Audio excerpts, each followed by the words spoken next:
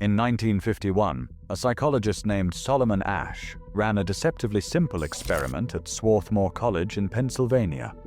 He brought a group of people into a room, showed them two lines on a card.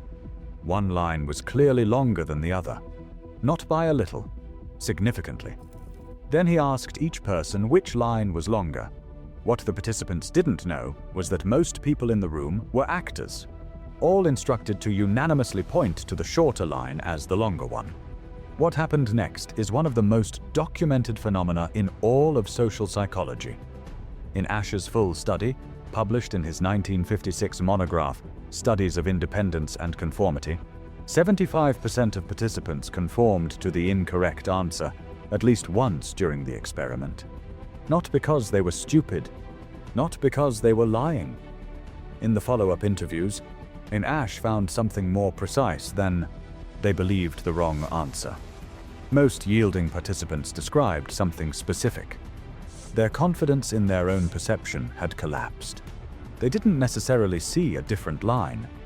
They began to trust the group's perception over their own, which is actually more disturbing than changing what you see, because it means social pressure doesn't need to rewrite your sensory data. It just needs to make you stop trusting it. I keep coming back to that distinction, because if the people around you can erode your confidence in your own direct experience, what else are they quietly rewriting? 45 years after Asch published that monograph, a neuroscience team in Italy found the biological hardware that explains exactly how that happens. And what they discovered is one of the most consequential findings in the history of brain science. The ice cream accident, how mirror neurons were discovered.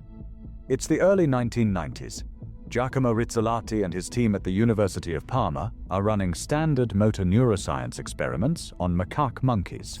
They've wired electrodes to individual neurons in a region of the premotor cortex called area F5, neurons that control hand grasping and mouth movements. The experiment is straightforward. When the monkey reaches for a peanut, the F5 neuron fires. They record the signal. That's the experiment. Then something happens that wasn't in the design. One version of the story, documented by Rizzolatti's colleague Vittorio Gallese, describes a researcher walking back into the lab with an ice cream cone. One of the monkey's F5 neurons fires. The monkey hasn't moved, it's just watching the researcher eat. Same neuron, same firing pattern, no action. They ran it again and again. The neuron kept firing every time the monkey observed a goal-directed hand-to-mouth action performed by someone else. The team published their findings in the journal Brain in April 1996. The paper, Action Recognition in the Premotor Cortex, by Rizzolatti, Fadiga, Gallese, and Fogassi. They called these cells mirror neurons. The technical definition, neurons that fire both during the execution of a motor act and during the observation of the same motor act performed by another individual. In plain language, your brain produces the same neural signal for doing something as for watching someone else do it. At the level of individual neurons, our doing and watching are the same event. V.S. Ramachandran, the neurologist at UC San Diego, later reflected on this in his 2011 book, The Telltale Brain. He called mirror neurons the neurons that shaped civilization. When you understand what follows from this discovery, that description is not an exaggeration. You are running their software. Christian Keizers at the Netherlands Institute for Neuroscience spent years extending Rizzolatti's primate findings into humans. His 2011 book, The Empathic Brain, documents what the fMRI studies confirmed. When you watch someone pick up a coffee cup, the motor circuits in your brain that execute that same movement activate. When you watch someone experience pain, your pain processing circuits activate. When you spend sustained time around someone operating at a chronic level of anxiety, your threat response circuitry habituates to that arousal level as a baseline. Your brain is not passively receiving information about other people. It is actively constructing a simulation of their experience, using your own neural machinery. Keizers called this shared circuits. Your brain and another person's brain, under conditions of repeated social contact, literally begin sharing neural pathways. Now add the framework that neuropsychologist Carl Pribram developed at Stanford University. In his 1971 book, Languages of the Brain, Pribram proposed what became known as the holographic brain model. His argument: the brain doesn't store experience as individual discrete files. It encodes experience as interference patterns, the same mathematical process by which a hologram stores three-dimensional information in a two-dimensional surface. In a hologram, information isn't located in any single spot. It's distributed across the entire pattern. Pribram argued the brain works the same way. Information is encoded in the relationships between neural signals, not in individual neurons. Mirror neurons are the social layer of that architecture. When you observe another person, your brain doesn't store a photograph of them. It encodes the relationship between your current neural state and the state being broadcast by theirs.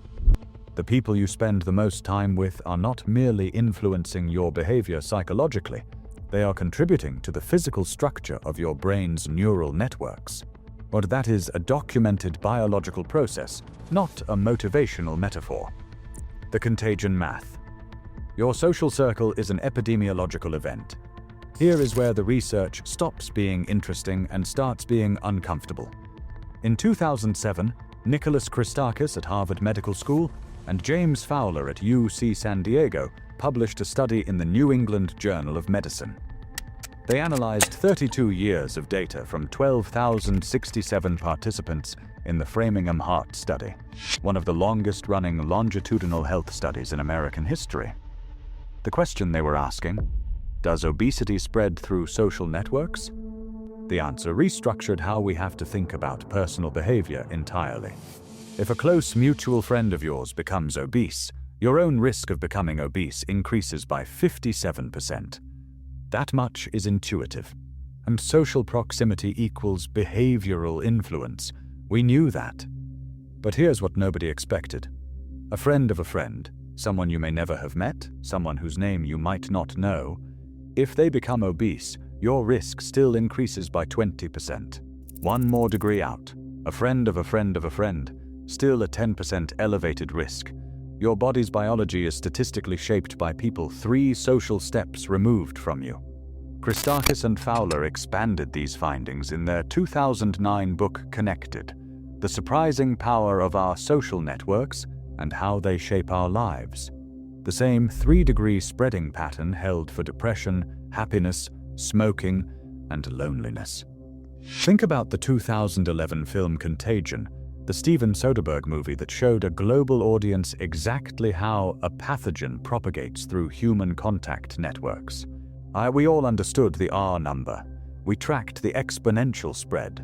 We understood viscerally how one carrier at an airport could seed cases on 3 continents. Christakis and Fowler's data says your emotional states, your behavioral patterns, your health outcomes, they obey the same network mathematics as that pathogen.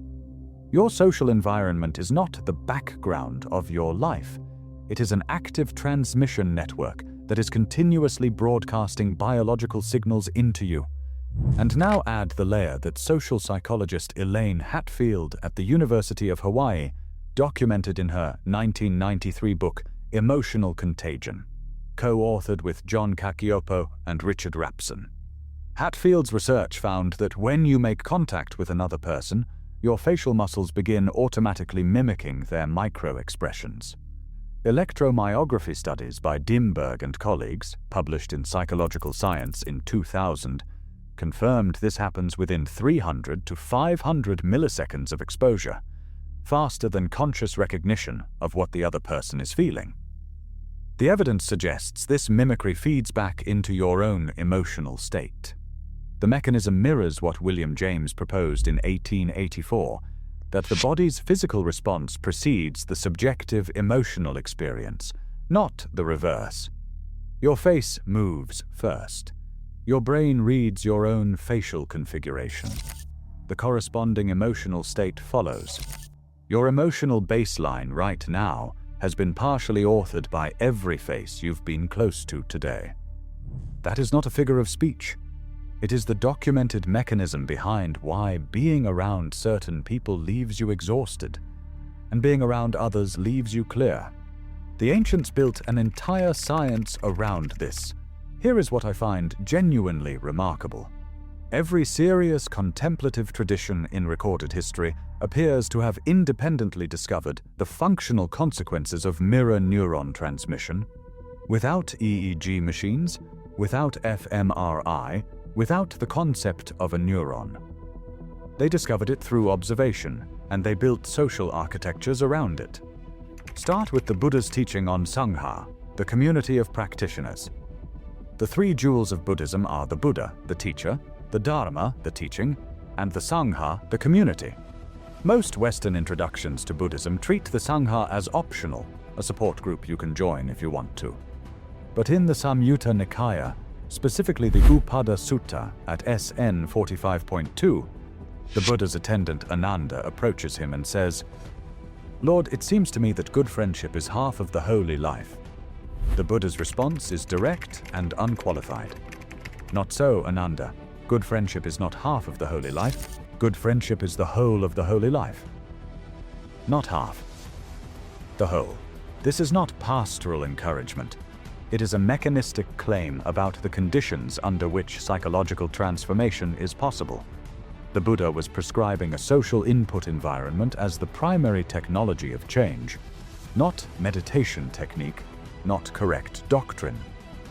The Sangha. Pythagoras built his entire school around the same principle, but made the mechanism even more explicit.